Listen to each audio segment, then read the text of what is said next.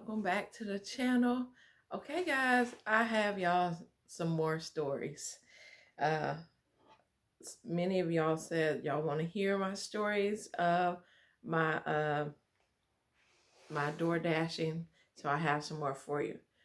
First of all, I'm drinking some coffee this morning, and it says grateful on there. Y'all see that? Uh, I am grateful to be to survive through the night. No. Okay, first I want to do a disclaimer. When I tell y'all these stories, it's okay to laugh. It's okay to say, I'm so glad it's not me. And that's the only reason why I'm bringing that to you, just to have some laughter, just to, you know, entertain you. So please don't take this so seriously and go, you know, crazy with this. This is just me and humor, and I don't mind laughing at things after I'm out of the situation. Just put it like that. Okay. So, I was going to do this last night, but I was like, let me just rest cuz yesterday was kind of crazy. And I tell you what, let me just get into it. So, I had some orders yesterday, and I talked about before of the area that I didn't want to be in at nighttime. Really not even in the daytime. But yesterday, for some reason, and it may be because most people just, decline taking the food there. And it's not that person's fault when they live in areas. I mean, where I live now, I wouldn't usually live in, but under the circumstances, with all the virus that was going on, this was the only place I could find that actually, was taking people and stuff like that. Anyway, so I understand that, but it is a rough part of the neighborhood, even in the daytime and stuff. So yesterday, the tips, the tips was luring. They were like $10 tips. And these were like for McDonald's orders and Taco Bell orders, and just people grateful that somebody would come into the neighborhood they live in to bring them some food, which, I understand that. I would pay more if somebody was bringing me something and I knew there's a risk involved. Okay. It's not that bad, guys. Calm down. It's not that bad. It's more worse at nighttime. So I had did maybe 4 orders in that area. And which was what it is, which makes it hard for me when I go over there, is because there were 3 different complexes, and I guess whoever bought them decided to combine them into one complex, but keep the numbers of the old complexes, which is confusing because you have 2 of the same number and you're trying to figure out, okay, is it this number or if it's that? So that kind of thing. Anyway, I had an order yesterday, which I was about to just give up and be like, I just can't find this person. I don't know. I tried to call them because, please, if you have your number on there for people to be able to call if they're trying to find you, answer the phone. This lady did not answer the phone, and I had her order. She had paid $10 tip, and I'm like, I need to get this food to her. And so I'm walking around with, I think she had ordered from McDonald's. She had ordered from McDonald's. And it was a whole bag of drinks, and then I had food in the other bag. So I'm carrying these 2 bags of food, trying to look for the number and trying to not look like, out of place, because I'm just walking around with bags of food. I do have my Doordash mask now, so they at least know, well, she's a delivery person trying to get somewhere. So I could never, the lady like never answered the phone. And I was like, Lord, I felt bad because she had already gave such a nice tip, $10 tip for me to bring it. And then I couldn't find her. And so anyway, I was about to just give up. And I said, let me go back to the front of the complex, follow my GPS even more, and try to find this lady house. So eventually I found a house, took a picture, and left. So hopefully, it was the right place. It was. So I wanted to talk about another one. Uh, it was from a Chinese restaurant that I went and got this food. And there was a $10 tip as well. And apparently, the person that I was bringing the food to is somebody that works for the city. Which I don't care if you work for the city or if you are whatever custodian at wherever. You know what I'm saying? It doesn't matter with me. I don't see hierarchy and things like that. But the Korean lady at the restaurant, she said, "Oh, tell him Molly said hello." Well, of course, I'm not gonna see him. It's no contact, this kind of thing. But I'm like, oh, okay.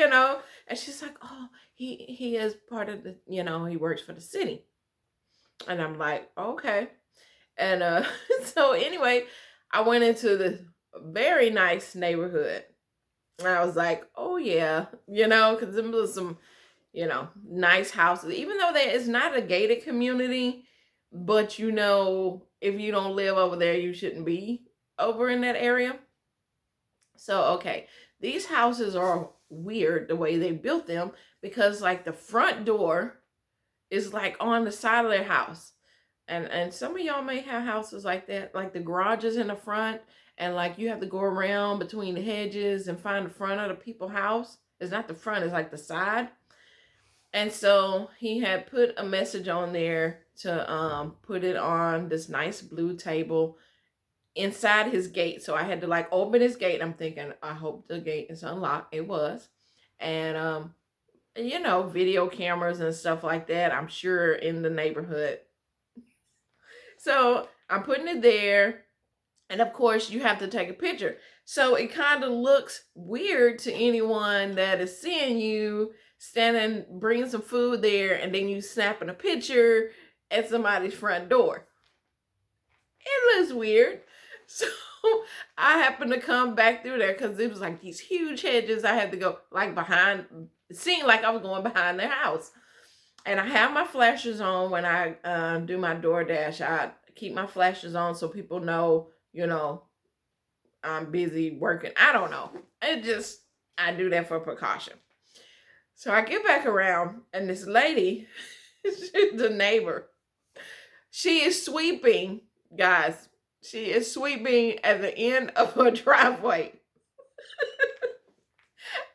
She's sweeping and looking and kind of sweeping. I was like, really? You're sweeping the dirt off the end of your driveway? And I can understand, of the area, and this car is there. They go in the back of the person's house, and people are concerned. I understand that. And so when I got back in my car and I had turned around to leave, I gave her the biggest wave. I'm like, like we knew each other. And she was just like, hey, Funny thing is, guys, later that night, and I wasn't going to do night diving. I mean, diving. I wasn't going to do night driving. But the incentive to have you to do night diving is they add like $3 or $4 onto what your tip is, onto what DoorDash pay you. So you could be getting like 15, $20 per order. So that's some good money, right? So I'm like, okay, I'll do a little night, not night, but just, it's barely night. So I get this order from a wing place. and they want 40 wings, like a party pack of 40 wings or whatever, because you can see on there what people order. And it wound up being in the same neighborhood that I went earlier in the day. And I'm like, okay. So I was on the phone with Angie at the time. And I was telling her, I was like, Angie, I can't seem to find this place because, okay, if you're going to get food delivered, you would think that you would have some lights on, which, by the way, they did inside their house, but at the time, and so I get down there, and the in the daytime you can see the numbers, but at night they're black letters on like brick walls. You can't see that at nighttime. So you would think it would be more lit up because of the area to, you know, keep away crime or whatever, that it would be more lit up, but no. So I seen a guy outside and he was on his phone, and I said, hey, excuse me, I'm looking for blah, blah, blah number, right? And he's like, well, I'm this number. I don't know, it may be down further and everything. I was like, yeah, I'm trying to find it. And I wanted to kind of get a connection with somebody in the neighborhood that, you know, that this lady is actually trying to find somebody and not just driving around. So I'm looking, guys. I can't see the numbers on the walls. And I'm like, I don't know. And the GPS is like, you arrived. And I'm like, where? Because which one, left or right? Because as Angie was saying, you know, like the odds on one side, the evens on that side, but the numbers was like really messed up. And so this is what my lovely friend suggested I do. She was like, Cynthia, you're gonna have to get out and go and look at the numbers on these houses. And I'm like, I'm not getting my car and go and walk in the neighborhood with you know, with my light and a bag of chicken. That is not gonna happen. I was like, I am gonna get shot. I was like, people in Texas shoot first and ask questions later. If they ask questions, I'm like, I'm not finna get killed out here. They'd be like, I had circled around there, guys. I know I probably was on the neighborhood watch. I promise you, because I was in that area for like 15, 20 minutes. I could not find this guy's house. I tried to call him. And it went straight to voicemail. And his voicemail said, sorry, fool, you cannot leave a message. I'm like, I know this man is hungry for these 40 wings. Where is he at? Guys, I didn't know what to do. I'm sitting there. And my friend is telling me to get out with a bag of chicken and walk around and look at each house with this bag. I was like, oh my gosh, guys. So here I go. I get out. I'm like, Angie, if I get killed out here, it's gonna be your fault. So I get out and I have my flashlight on my phone. And I'm shining the lights, trying to look at the houses. And I'm in the middle of the street, right? Because my flash is on. And I'm out and I'm looking for this place, right? Eventually, I found the house.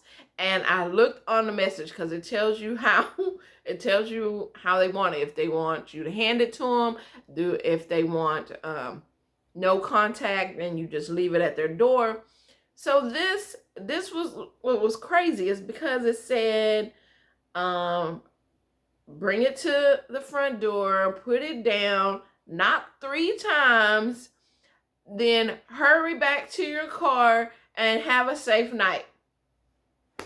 What? Who puts that on the message? I wish I would have screenshot it. I might could go back. But I did. So anyway, I did that. And so I knocked 4 times. I said, oh, Angie, I think that was 4 times, not 3 of them, because I don't know if they heard the first knock. She's like, yeah, I think that was 4 knocks. I was like, let me just get out of here. Guys, I was so stressed out. I was so stressed out, and I was like, my back of my neck was hurting. I was just like, this don't make any sense. I'm just trying to bring people their food. Nobody's answering their phones. Oh my gosh. And all I could say, all I could think was, I'm gonna be on the news and it'd be like a black woman shot with a bag of chicken in the middle of the neighborhood. It's not funny. It's not funny. It's not funny, but it is. Cause I was like, this don't make no sense. It's like, anyway, me and Angie laughed so hard all night long. We just laughed. And I was like, oh my goodness. So that's kind of some crazy stories that I have. And as I do this, I get more stories. And I hope y'all enjoy this and have a humor in this. Yes, it was very serious, but yet I try to see the humor in everything and the joy in it. And I enjoy what I do, guys. I'm not gonna stop doing it. Don't stress out and worry. That's what I don't want y'all to do. Don't stress out and worry. I'm enjoying. I'm really making some good money, and so it's gonna definitely help take care of a lot of bills and stuff. And we're working on trying to get my daughter her own car, so this will help towards that as well. So just know that just keep me in your prayers. If you're a praying person, then keep me in your prayers. And y'all have been an awesome family, and I'm glad I'm able to come and talk with y'all and just share a little bit of my life with you. But anyway, love you, and I'll see y'all on the next adventure. Bye.